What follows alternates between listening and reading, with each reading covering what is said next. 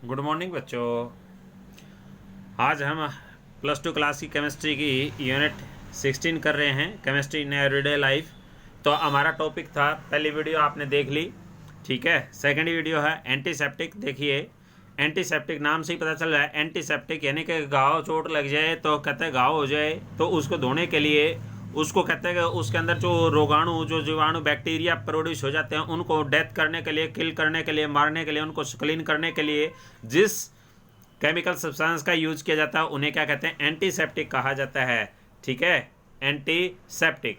तो देखा होगा, कहते हैं कि जैसे चोट लग जाए, शरीर के अंदर कहीं भी कट हो जाता है तो मवाद बननी शुरू हो जाती है, तो वो बैक्टीरिया, हार्मफुल बैक्टीरिया की वजह से होता है, और उनको किल करने के लिए केमिकल सब्सटेंस का यूज करते हैं, चाहे डिटोल है, साबुन है, ठीक है, या फिर जैसे हम कोई दवाई यूज करते हैं, बीटाडीन यूज करते हैं, तो वो क्या कहलाती है, एंटीसेप्टिक कहलाती है, ठीक है। तो it is the chemical substance, वो chemical substance which prevent the growth of micro organism, जो माइक्रो ऑर्गेनिज्म की ग्रोथ को रोक देते हैं, ठीक है, and may be also kill them, और उन्हें मार भी देते हैं, तो इसे क्या कहते हैं, एंटीसेप्टिक कहा जाता है। तो इसका यूज़ किस लिए करते हैं, use, it is use in dressing of wounds, wounds यानी कि घाव या फिर कट हो रहा हो, या फिर डिजीज स्किन सरफेस यानी जो स्किन है, अपनी स्किन के ऊपर कोई बीमारी हो जाए, ठीक है, तो कहते हैं एग्जाम्पल है इसका सबसे बढ़िया डिटॉल। डिटॉल के कई बार कंपोनेंट पूछे जाते हैं, तो कंपोनेंट भी याद रखने हैं आपने, ठीक है, तो ये भी याद रखना है,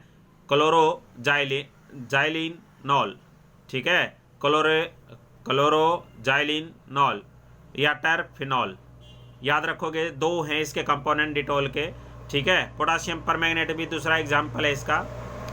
टिंक्चर ऑफ आयोडीन, अब अपना अगला टॉपिक है tincture of iodine.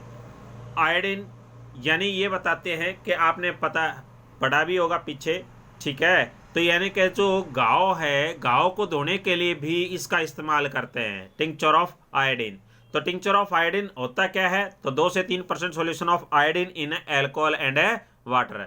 Alcohol and water के अंदर कितना है, 2 से 3% सोल्यूशन ऑफ आयोडीन का होता है। आयोडोफॉर्म क्या है, आयोडोफॉर्म। आयोडोफॉर्म किस लिए यूज करते हैं भाई, जैसे ठीक है, कानों में डालने के लिए, दांतों को साफ करने के लिए, घाव को साफ करने के लिए इसका इस्तेमाल किया जाता है, आयोडोफॉर्म, ठीक है। तो आयोडोफॉर्म याद रखोगे, आयोडोफॉर्म आपने पढ़ा है ही, जैसे क्लोरोफॉर्म होता है, तो क्लोरोफॉर्म तो आपने पढ़ा था कि CHCl3 होता है, CHCl3 होता है, जबकि आयोडोफॉर्म होता है CHI3, ठीक है, आयोडोफॉर्म याद रखोगे, आयोडोफॉर्म। तो बोरिक एसिड, तो आपने पढ़ा है बोरिक एसिड का इस्तेमाल किस लिए करते हैं, फॉर आई वॉश, ठीक है, आंखों को धोने के लिए इस्तेमाल किया जाता है बोरिक एसिड भाई। डिसइंफेक्टेंट कई बार पूछा जाता है, एंटीसेप्टिक और डिसइंफेक्टेंट में डिफरेंस क्या है, एंटीसेप्टिक और डिसइंफेक्टेंट में डिफरेंस क्या है। तो देखो भाई, एंटीसेप्टिक का तो इस्तेमाल अपनी बॉडी के ऊपर किया जाता है, जबकि डिसइंफेक्टेंट का, यानी कि डिसइंफेक्टेंट का किस पे इस्तेमाल, जैसे अपने फर्श धोने के लिए, टॉयलेट को साफ करने के लिए इस्तेमाल किया जाता है, ठीक है। ये भी क्या करते हैं, जो माइक्रो ऑर्गेनिज्म होते हैं, जो हार्मफुल बैक्टीरिया होते हैं, उनको किल करने के लिए यूज़ करते हैं, या उनकी ग्रोथ को कहते रोकने के लिए, प्रिवेंट करने के लिए किया जाता है डिसइंफेक्टेंट। बट उसमें और इसमें डिफरेंस क्या, एंटीसेप्टिक और कहते हैं डिसइंफेक्टेंट में डिफरेंस क्या है। तो एंटीसेप्टिक तो बताया कि अपनी बॉडी के लिए, कहते हैं कि बॉडी के लिए यूज़ कर सकते हैं, बॉडी में यूज़ किया जा सकता है, यानी कि वो किल करते हैं, सिर्फ हार्मफुल होते हैं किसके लिए, जो माइक्रो ऑर्गेनिजम्स हैं, और हमारे लिविंग जो टिश्यू हैं उनके लिए हार्मफुल नहीं होते हैं। बट डिसइंफेक्टेंट कहता है हार्मफुल होते हैं अपने लिए भी। तो it is the chemical substance which कहता है are use to kill micro organism या reduce their growth, but are harmful to human tissue. तो ह्यूमन टिश्यू के लिए हार्मफुल होते हैं, तो इसलिए हम क्या डिसइंफेक्टेंट का इस्तेमाल अपनी बॉडी के ऊपर नहीं करते, जैसे फिनाइल है, आर्पिक है, ठीक है। तो ये क्या है, आपके डिसइंफेक्टेंट है, क्या है, डिसइंफेक्टेंट, यानी 1% सोल्यूशन ऑफ फिनॉल या फिर SO2, तो ये क्या है, डिसइंफेक्टेंट का एग्जाम्पल है भाई, ठीक है। दूसरा है, देखिए डिफरेंस पूछा गया है, difference between the antiseptic and कहता है डिसइंफेक्टेंट। देखो भाई, तो एंटीसेप्टिक का काम क्या है, कैन किल और prevent the growth of micro organism, ये भी इसीलिए करते हैं, can kill micro organism, antiseptic it do not कहता है हार्म फॉर लिविंग टिश्यू, तो अपने लिए हार्मफुल नहीं होता। So this can be applied on the skin, skin के ऊपर लगाया जा सकता है। बट कहता है डिसइंफेक्टेंट कहता है हार्मफुल फॉर लिविंग टिश्यू के लिए है, ठीक है, अपने लिए हार्मफुल होता है, इसलिए इसको can not be applied to the skin, ठीक है। दीज आर यूज कहा जाता है, these are use for the dressing of the wounds cut and in the treatment of disease skin. तो स्किन की जो डिजीज होती है, बीमारी होती है, उसमें इस्तेमाल किया जा सकता है। पर डिसइंफेक्टेंट का यूज किसके लिए करते हैं, कहता है डिसइंफेक्टिंग फ्लोर्स, फर्श को डिसइंफेक्टेंट यानी कीटाणु रहित करने के लिए, टॉयलेट को, ठीक है, ड्रेन्स को या इंस्ट्रूमेंट को, तो इनमें इनको साफ करने के लिए इस्तेमाल किया जाता है।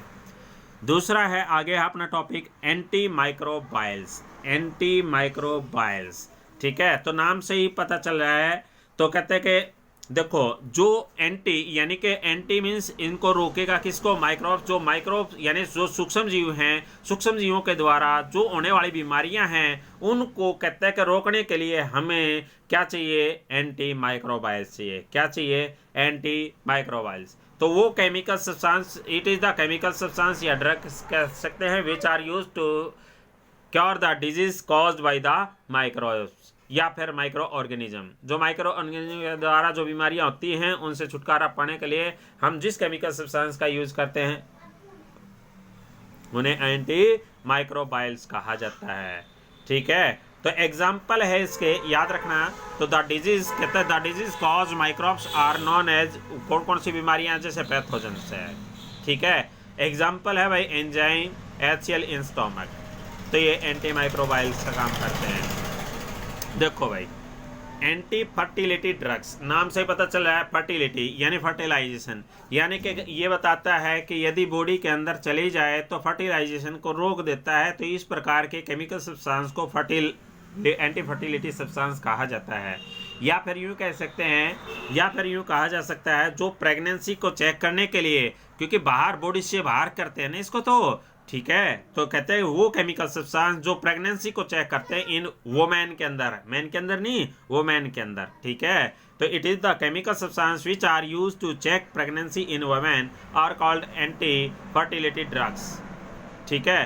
तो या फिर इसका दूसरा नाम ये भी है, बर्थ कंट्रोल पिल्स भी कहा जाता है, या फिर इसका ऑरल कॉन्ट्रासेप्टिव भी कहा जा सकता है। तो दे कंटेन, इसके अंदर होता क्या है, एंटी फर्टिलिटी जो ड्रग्स होती है, जो प्रेगनेंसी को चेक करने के लिए एक ट्यूब आती है, तो उसके अंदर होते क्या क्या हैं, तो वो याद रखना है, मिक्सचर ऑफ नोरेथिंड्रोन,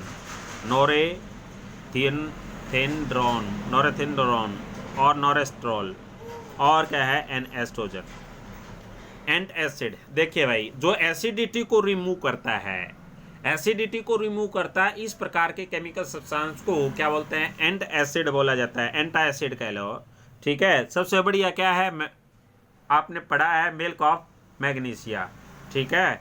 तो कहते हैं कि it is the chemical substance which can reduce या न्यूट्रलाइज द एसिडिटी। अपने पेट में एसिडिटी हो जाती है यानी एसिड ज़्यादा हो जाता है, तो उसके लिए हम केमिकल सब्सटेंस का यूज करते हैं, जिसे क्या कहते हैं, एंट एसिड, ठीक है। एंटा एसिड भी कहा जाता है, एंटा एसिड, ठीक है। तो मिल्क ऑफ मैग्नीशिया का फार्मूला याद हो गया आपको, कहते हैं मैग्नीशियम हाइड्रोक्साइड है भाई, क्या है, मैग्नीशियम हाइड्रोक्साइड, ठीक है।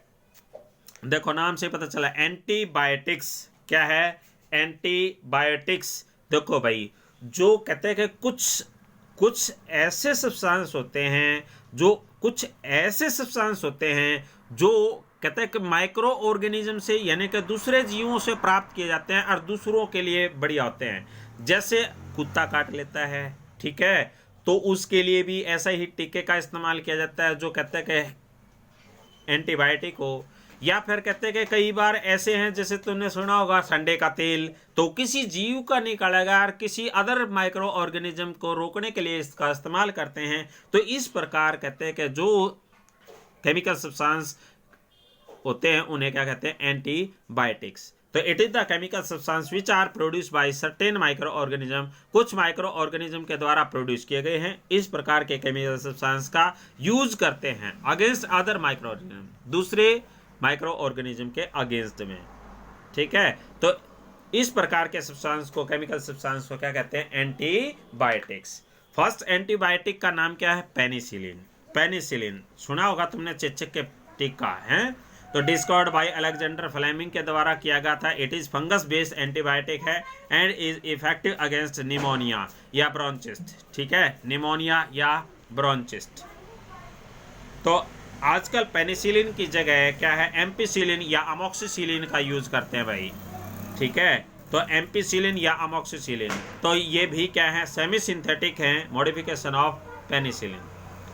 एक है स्ट्रेप्टोमाइसिन। स्ट्रेप्टोमाइसिन का उपयोग किसके लिए करते हैं? टीबी के लिए भाई, ट्यूबरकुलोसिस। ठीक है, ट्यूबरकुलोसिस, ये भी एंटीबायोटिक्स है, ये भी याद रखना है। ठीक है, लंग डिजीज के लिए भी यूज करते हैं क्लोरामफेनिकोल का इस्तेमाल भाई। It is effective against the urinary infection.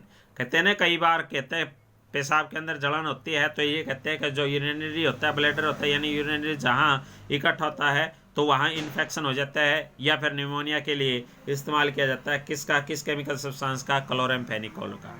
ठीक है, उसके बाद हमारे पास क्या है, on the basis of biochemical process के आधार पर हम बांटते हैं, तो वो आगे पढ़ेंगे। Thank you.